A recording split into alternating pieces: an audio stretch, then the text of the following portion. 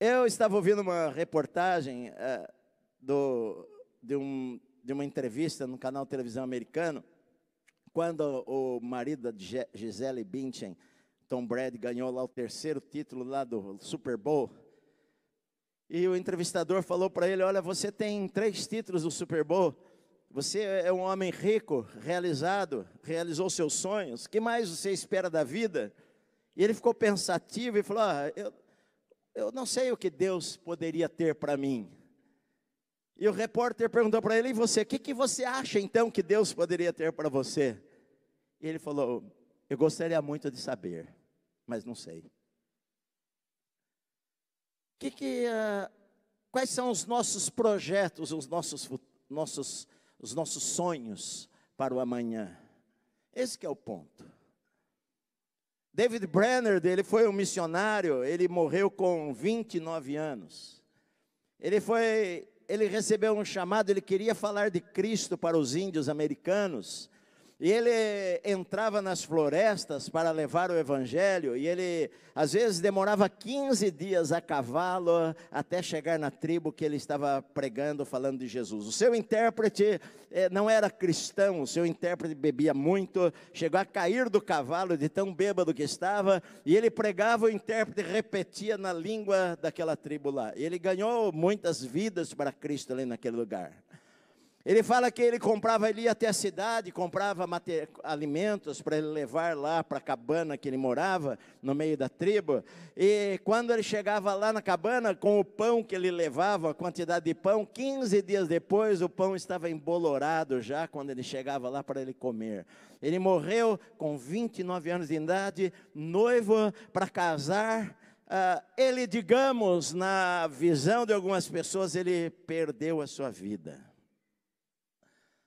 Estava lendo uma reportagem de um casal que o homem aposentou com 59 anos, a esposa tinha 52, ele fez a sua vida, economizou dinheiro, e eles decidiram o seguinte: agora nós vamos viajar pelo mundo inteiro. Eles entraram nesse navio de cruzeiro, eles vivem conhecendo o mundo, vivem viajando. Aos olhos das pessoas, eles ganharam a vida. Mas será? Será?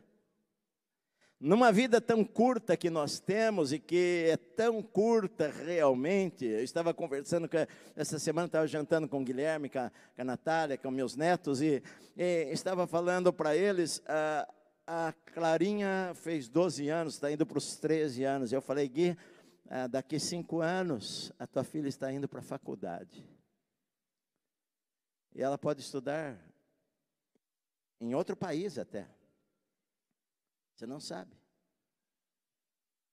E ele falou: não, nós não vamos deixar. Né? Pimenta no olho dos outros é refresco, né? Quando eles foram: não, nós vamos, foram lá, e eu e minha esposa ficamos chorando. Agora é a vez deles. Mas a vida é uma fumaça, a Bíblia fala é uma neblina, é um vento, é uma flor que nasce e morre. Eu fui numa igreja americana, eu tenho que terminar, mas eu fui numa igreja americana há muitos anos, eu e minha esposa. Don Moen gravou um CD lá, uma das maiores igrejas dos Estados Unidos, um pastor muito conhecido, escreveu muitos livros. Aquele pastor pecou. Os irmãos não tiveram misericórdia dele. Eu falo para minha esposa que às vezes eu acho que os americanos, eles são duros. Às vezes o brasileiro é mole demais, e às vezes eu acho que eles são duros demais. Não houve misericórdia. Ele deixou a igreja, ele foi excluído do ministério. Ele é pastor de milhares de pessoas, pastor de pastores. Ele era o presidente do Conselho Americano de Pastores, pastor extremamente respeitado e conhecido. Muitos pastores estavam debaixo dele e o viam como um exemplo. Mas, ao meu ver, todo mundo o abandonou. O último vídeo que eu vi dele, ele estava correndo na beira, numa casa, ele estava num carro, eu vi um videozinho. A esposa dele o perdoou. escreveu um livro sobre isto, que chama Graça Abundante. A graça de Deus para perdoar um pecador. Que é a graça que Deus usou para perdoar você e a mim. Aí eu vi um vídeo dele, ele distribuindo panfleto sobre venda de imóveis, assim, ele parando o carro numa rua e descendo de casa em casa e colocando um panfleto, assim, embaixo das portas, sobre imóveis, coisa assim. E eu pensei, puxa, ele está arrumando um jeito para ganhar a vida dele, tocar a vida dele para frente, mas eu acho que os irmãos poderiam ter ajudado, porque às vezes um pastor, que às vezes alguém, quando vê que cai por aí, e todo mundo fala na internet, desce a lenha, às vezes o cara dedicou 30, 40 anos da vida dele àquilo, e ele não tem mais o seu campo de trabalho fora, ele abandonou o seu trabalho secular há 40 anos atrás, há 30 anos atrás, o que ele vai fazer se ele está fora da igreja? Eu sou pastor, eu sei disso daí. Eu não sei nem mexer em computador direito.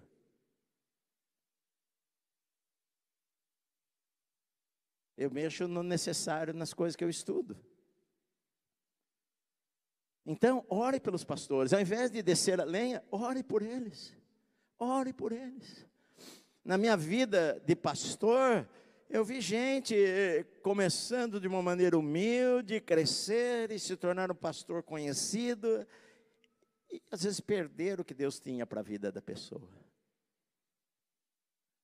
Eu vi gente que amava a Deus e jejuava mais do que você. E que morreu longe de Deus. Tive irmãos amados que perderam a fé, deixaram a igreja. Paulo fala, encoraje as pessoas. Todos nós temos um chamado. Nós precisamos do poder do Espírito Santo para realizá-lo. Todos nós precisamos ter um propósito na vida. Algo pelo que nós acordamos e sonhamos, independente se ama a sua profissão, sim, maravilhoso, isso daí Deus quer, Deus tem uma profissão para cada um de nós, mas esta vida é tão curta, e nós temos tanta coisa para a eternidade, meu amado. A nossa vida é um pingo no oceano diante da eternidade, muito menos do que isso, porque a eternidade não tem fim. Enquanto você está aqui, seja compassivo, faça o bem para as pessoas, ajude os pobres, cuide das viúvas, dos órfãos, faça o que Deus diz que você deve fazer. Ore pelos seus líderes, ore pelos pastores, ao invés de você falar mal deles, se eles cometeram um erro, ao invés de você falar mal deles, ore por eles, seja mais maduro. Só para terminar, esses dias eu coloquei um post na internet de um pastor americano, que fala bastante sobre prosperidade. Enfim, ele tem um bom ensino. Nem todas as coisas eu preciso pensar daquela maneira. Nesse mundo da escola da fé, eu vi muitos absurdos também. Muitos americanos vieram em nossa igreja. Teve época que a minha casa estava tão cheia de americanos nos quartos, na sala. Sempre vinham americanos aqui.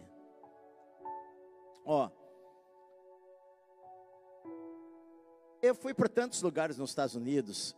Eu contei para vocês, eu comprava um passe. Naquela época tinha, hoje não existe mais essa mamata, né?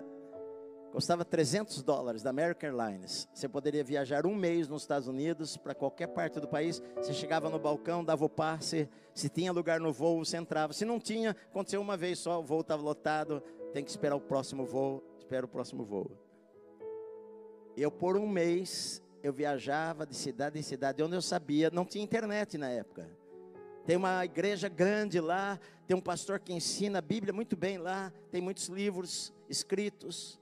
Eu pegava o avião lá, sem a minha esposa, sem os meus filhos, com saudade no meu coração. Pegava o avião, ia de cidade em cidade, todas as grandes igrejas nos Estados Unidos. Eu conheço mais os Estados Unidos que o Brasil, embora eu preguei em quase todos os estados do Brasil. Todas as grandes igrejas, há 30 anos atrás nos Estados Unidos eu fui.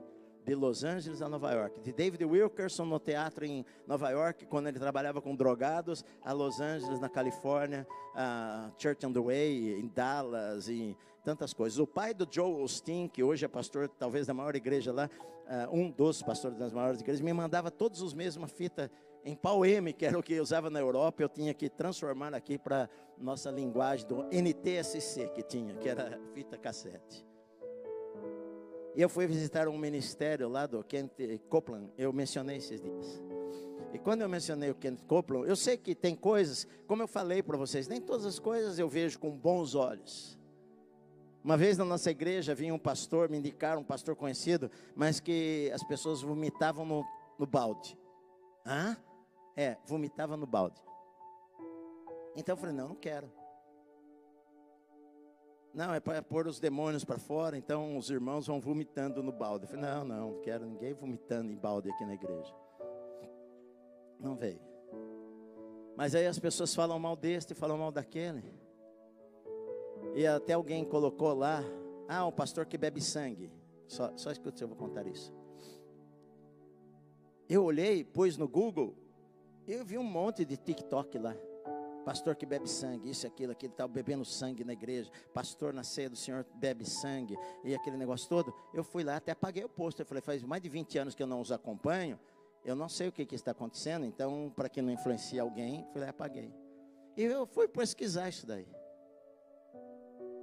E aí eu vi em inglês, aí eu fui ver onde foi feito. Primeiro, não foi feito na sua igreja, foi feito numa conferência. Segundo, não era ceia do Senhor como colocaram, era um culto normal. Terceiro, ele estava junto com outro, um cara que, um mestre na Bíblia, que fala muito bem hebraico e grego. Ele estava ensinando sobre alianças. E ele estava ensinando como que se fazia as alianças na época de Abraão e dos patriarcas. E então ele mostrou como era a aliança de sal, ele mostrou como era a aliança de sangue. E quando ele mostrou como era a aliança de sangue, para mostrar, ele fez um corte aqui na sua mão. Ele fez um cortezinho e ele deixou cair um sangue dentro de um suco lá. E o outro irmão fez um cortezinho e deixou cair o sangue. E ele falou, assim era a aliança de sangue. Dá para você discernir qual o sangue que é o dele, a gota que caiu, qual que é o dele, qual que é o meu? Não, por quê? Porque a aliança unia a pessoa de tal maneira que vocês passam a ser um só. Eles faziam isso. E aí então eles tomavam aquele líquido lá que eles tinham na época juntos. Um tomava um gole, outro tomava outro gole. E assim nós formamos uma aliança que não vai ser quebrada. E então ele falou, foi isso que Jesus falou na última noite. Este é o meu sangue que foi derramado por vós. Essa é a minha aliança com vocês.